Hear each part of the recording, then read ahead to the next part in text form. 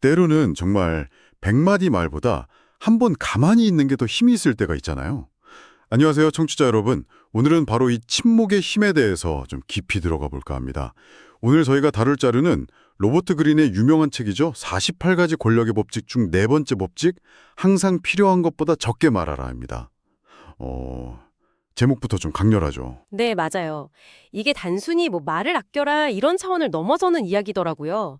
권력을 얻고 또 유지하는데 아주 중요한 간접적인 기술이라고까지 표현해요. 간접적인 기술이요. 네, 겉으로 보이는 모습, 그러니까 외관이나 뭐랄까 자기 통제력 같은 걸로 상대를 압도하는 방법이라는 거죠. 아, 그렇군요. 그럼 이번 시간에는 이 자료를 가지고 왜 말을 적게 하는 게 강력한 건지, 구체적으로 어떤 효과가 있는 건지, 또 반대로 이 법칙을 어기면, 그러니까 말을 너무 많이 하면 어떻게 되는지 좀 자세히 보려고요. 물론 예외도 있겠죠. 언제나 법칙에 예외는 있으니까. 언제 침묵이 오히려 안 좋을 수도 있는지 이것도 한번 짚어보겠습니다. 자, 그럼 이 흥미로운 권력의 기술 한번 파헤쳐 볼까요? 자료 딱 시작부터가 좀 도발적이에요. 말을 많이 하면 오히려 평범해 보인대요. 심지어는 통제력을 잃은 사람처럼 보일 수도 있다. 네, 그렇죠. 근데 반대로 권력자들은 일부러 말을 아껴서 상대방한테 깊은 인상을 주고 때로는 좀 위협적으로 보이게 한다고 하네요. 이게 그냥 느낌 탓일까요? 아니면 뭔가 이유가 있을까요? 아, 이게 단순한 느낌 이상이에요. 몇 가지 구체적인 효과가 있습니다. 심리적이기도 하고 전략적이기도 하고요. 첫 번째가 위험과 신비감 조성 효과예요. 네, 꼭 필요한 말만 딱 골라서 하면요. 그 내용이 엄청 대단하지 않더라도 듣는 사람은 뭔가 있나 본데? 이렇게 생각하게 된다는 거죠. 더 깊은 뜻이 있을 거라고요. 아, 그러니까 듣는 사람이 그 빈 부분을 알아서 채우면서 말하는 사람을 더 크게 생각하게 된다, 이런 건가요? 정확해요. 모호하니까 해석할 여지가 많잖아요. 그 과정에서 말하는 사람은 뭔가 좀 속을 알 수 없는 스핑크스처럼 되는 거죠. 신비롭게. 상대는 그 뜻을 막 파악하려고 애쓰게 되고 그 자체가 벌써 권력 관계에서 좀 우위를 잡게 되는 거죠. 프랑스의 루이 14세가 아주 대표적인 예시로 나오죠. 아, 루이 14세. 네. 이 사람이 정말 말을 극도로 아꼈다고 하잖아요. 신하들이 뭘 보고하거나 요청하면 자주 했던 말이 그냥 딱 한마디. 나는 지켜보겠노라. I shall see. 아, 그 유명한 말이군요. 네. 근데 이 짧고 애매한 말 한마디가 신하들을 얼마나 조마조마하게 만들었겠어요. 그렇죠. 왕의 진짜 속마음을 모르니까 좋은 쪽, 나쁜 쪽 온갖 상상을 다 했을 것 같아요. 맞습니다. 그 침묵 자체가 신하들이 알아서 왕의 의도를 추측하고 두려워하게 만드는 어떻게 보면 보이지 않는 통제 수단이었던 거죠. 지배력을 아주 강하게 만들었어요. 네. 실제로 그 당시 귀족이었던 생시몬 공작이 그런 기록을 남겼어요. 루이 14세의 위험은 그가 말을 아꼈기 때문에 더 커졌다고요. 와. 마치 옛날에 그 델포이 신전의 신탁처럼요. 권위 있는 사람이 하는 짧고 함축적인 말은 그 자체로 엄청난 무게감을 갖고 듣는 사람에게는 운명을 좌우하는 힘처럼 느껴지기로 하는 거죠. 신비감을 만드는 거 말고 또 다른 효과도 있나요? 그럼요. 두 번째로 중요한 효과는 정보 획득입니다. 정보 획득이요. 침묵으로요. 네. 대화하다가 일부러 좀 짧게 대답하거나 네. 그냥 가만히 침묵을 지켜보는 거예요. 그럼 상대방은 그 어색한 침묵을 견디기 힘들어요. 아, 그렇죠. 보통 사람들은 침묵을 좀 불편해하죠. 뭔가 말을 해야 할 것 같고. 바로 그거예요. 상대방은 그 빈 공간을 메우려고 막 서둘러서 더 많은 말을 하게 돼요. 그러다 보면 자기 생각이나 계획, 심지어는 약점까지도 불필요하게 막 흘리는 경우가 많다는 거죠. 아하. 그러니까 침묵은 상대방이 스스로 방어막을 내리고 중요한 정보를 술술 불게 만드는 아주 효과적인 도구가 될 수 있다는 겁니다. 질문 하나 안 하고도 많은 걸 알아낼 수 있는 거죠. 와, 이거 진짜 흥미로운데요. 가만히 있는 게 오히려 상대를 움직이게 만드는 기술이라니? 그리고 세 번째 효과는 어찌 보면 가장 분명한 건데요. 바로 실수 회피입니다. 실수 회피. 네. 말을 적게 하면 당연히 어리석거나 좀 위험한 말을 할 가능성 자체가 줄어들죠. 그렇죠. 한번 뱉은 말은 다시 주워 담을 수가 없잖아요. 그러니까 신중하게 말을 고르는 것, 말을 통제하는 것이 치명적인 실수를 막는 가장 기본적인 방법이라는 거예요. 특히 이 자료에서는 비꼬는 말 있잖아요. 이걸 아주 강하게 경고해요. 비꼬는 말이요. 네, 순간적으로는 뭐 재치 있어 보이고 만족스러울지 몰라도 그 말 때문에 생기는 적대감이나 단감은 나중에 훨씬 더 큰 대가를 치르게 할 수 있다는 거죠. 이따 보겠지만 코리올라누스 사례처럼 혀를 잘 다스리지 못하면 결국 자기를 파멸시키는 통제불능의 야수처럼 될 수도 있다. 뭐 이렇게까지 얘기합니다. 위험, 정보 획득, 실수 회피. 이렇게 들어보니까 말을 아끼는 게 그냥 소극적인 태도가 아니라 엄청 적극적이고 계산된 권력 전략이라는 생각이 드네요. 자, 그럼 이 강력한 법칙을 어겼을 때, 즉 필요한 것보다 말을 많이 했을 때는 도대체 어떤 일이 벌어질까요? 자료에서 경고 사료로 든 로마 영웅 코리올라누스 이야기가 정말 궁금해지는데요. 전쟁 영웅이었는데 왜 정치 무대에서는 실패했을까요? 네, 코리올라누스. 이 사람은 정말 말 때문에 망한 대표적인 인물이라고 할 수 있어요. 원래 전장에서 세운 공이 어마어마했거든요. 그래서 로마 시민들한테 엄청난 존경을 받았죠. 그 용맹함 자체가 그에게는 뭐랄까 범접할 수 없는 영웅의 아우라 같은 걸 만들어줬어요. 네, 거기까지는 정말 완벽한 영웅 스토리인데요. 어디서부터 꼬인 걸까요? 문제는 이 사람이 정치에 발을 들이면서 시작돼요. 자신의 생각, 감정, 특히 귀족으로서 평민들에 대한 어떤 경멸감 같은 걸 숨기지 않고 아주 직설적으로 막 쏟아낸 거예요. 아마 전장에서처럼 솔직하고 거침없이 말하는 게 미덕이라고 생각했을 수도 있겠죠. 하지만 정치판은 전쟁터랑은 달랐군요. 네, 완전히 달랐죠. 그가 자기 속마음을 그렇게 다 드러내는 순간 그를 감싸고 있던 위험이나 신비감 같은 건 그냥 싹 사라져버린 거예요. 마치 자기 부대 병사들 다루듯이 오만하게 굴고 사람들 앞에서 막 모욕적인 말을 하고 스스로 자기 명성을 깎아내린 거죠. 그의 말은 더 이상 영웅의 말이 아니었어요. 결정적으로 그가 말을 하면 할수록 사람들은 그를 더 이상 존경스러운 영웅으로 보지 않았어요. 그냥 자기 감정 하나 조절 못하는 불안정한 사람으로 보기 시작한 거죠.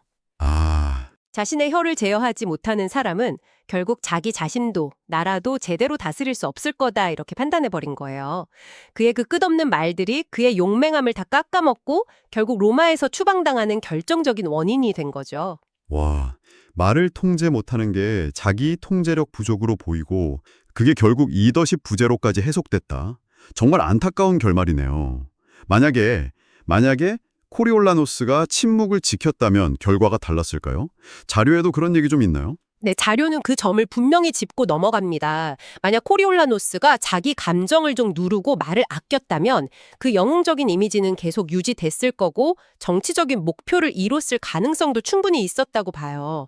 레오나르도 다빈치가 남긴 비유가 이 상황을 아주 잘 설명해 주는데요. 다빈치의 비유요? 어떤 건가요? 다빈치가 이런 말을 했대요. 입을 너무 활짝 벌린 굴은 옆에 있는 개에게 잡아먹히기 쉽다. 입 벌린 굴. 네, 말을 너무 많이 하는 건 마치 굴이 자기 속살을 그냥 다 드러내는 것과 같아서 외부 공격에 아주 취약해진다는 뜻이죠.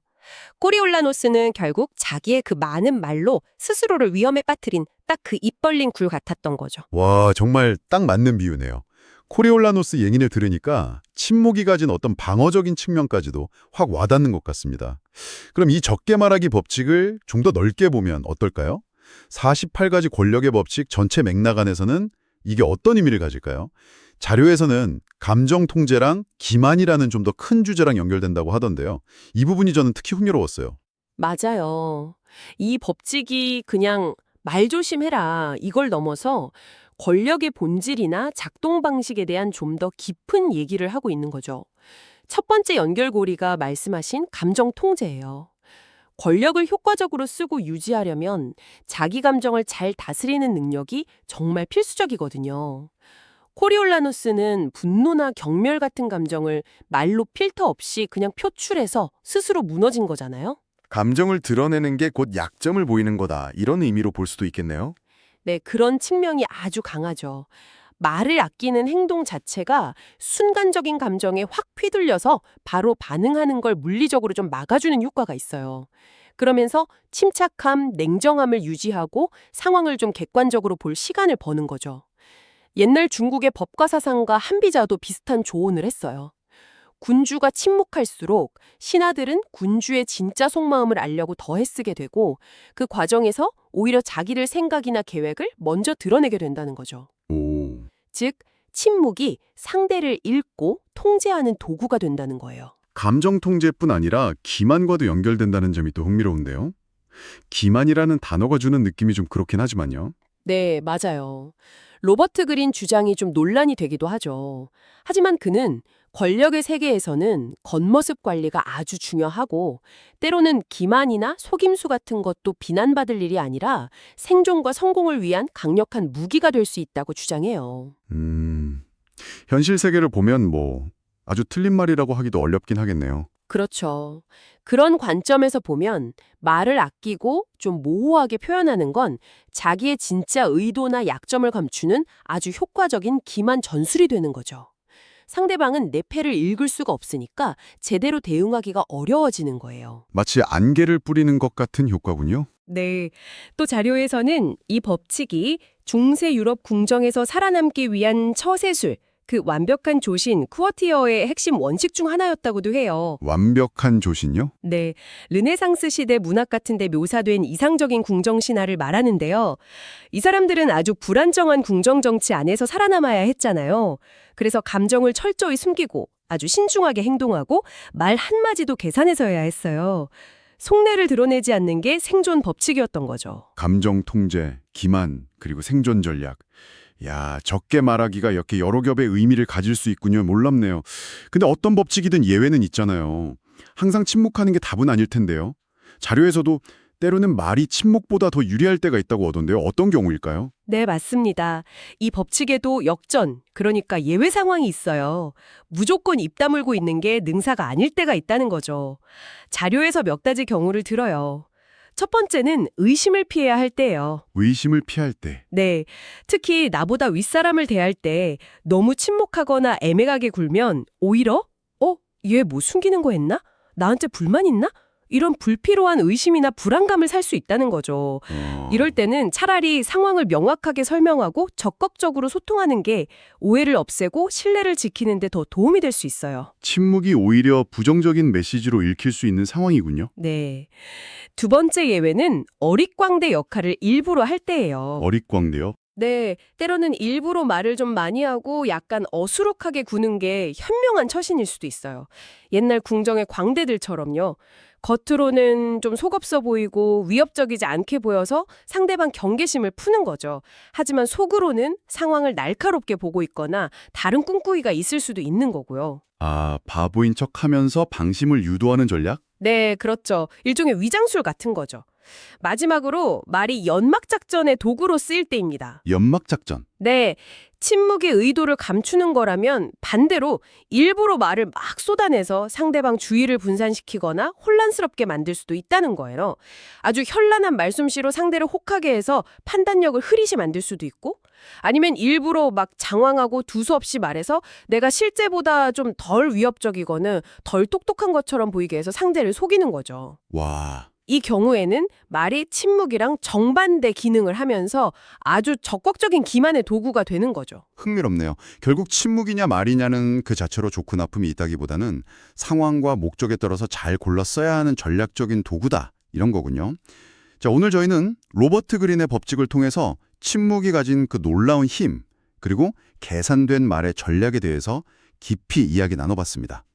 말을 아끼는 게 어떻게 위험을 만들고 정보를 얻고 또 실수를 줄이는 강력한 무기가 되는지 살펴봤고요. 코리올라누스의 비극을 통해서 그 법칙을 어겼을 때 얼마나 위험할 수 있는지도 봤습니다. 하지만 동시에 의심을 피해야 할 때나 상대를 속여야 할 때, 또는 자신의 진짜 모습을 감춰야 할 때처럼 전략적으로 말을 활용해야 하는 예외적인 상황들도 있다는 걸 알게 됐죠. 이 모든 게 결국 우리에게 뭘 말해주는 걸까요? 글쎄요, 이 자료는 결국 우리한테 상황 판단이 정말 중요하다는 걸 계속 강조하는 것 같아요. 권력 관계뿐 아니라 모든 인간관계에서 마찬가지겠죠. 언제 침묵으로 무게를 더하고 상대 속을 읽어야 할지, 또 언제 명확한 말로 오해를 풀거나 아니면 의도적으로 어떤 분위기를 만들어야 할지, 이걸 계속 저울질해야 한다는 거죠. 네.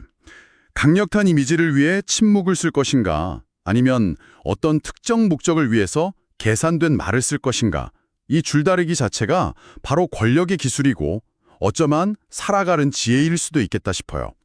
절대적인 원칙보다는 상황에 맞게 유연하게 적용하는 능력, 그게 핵심인 것 같습니다. 네, 정말 공감합니다. 정해진 답은 없다. 그리고 그 선택의 기준은 결국 상황과 목적에 달려 있다. 이런 말씀이시군요. 청취자 여러분께서도 한번 곰곰이 생각해 보시면 좋겠습니다. 여러분의 일상생활이나 혹은 직장에서 침묵이 가장 강력한 힘을 발휘했던 순간은 언제였나요? 반대로 꼭 필요한 말을 아주 신중하게 골라서 사용했을 때 더 좋은 결과를 얻었던 경험은 없으신가요? 아마 오늘 저희가 함께 나눈 이야기들이 그 답을 찾는 데 작은 실마리가 되어줄 수 있을 겁니다.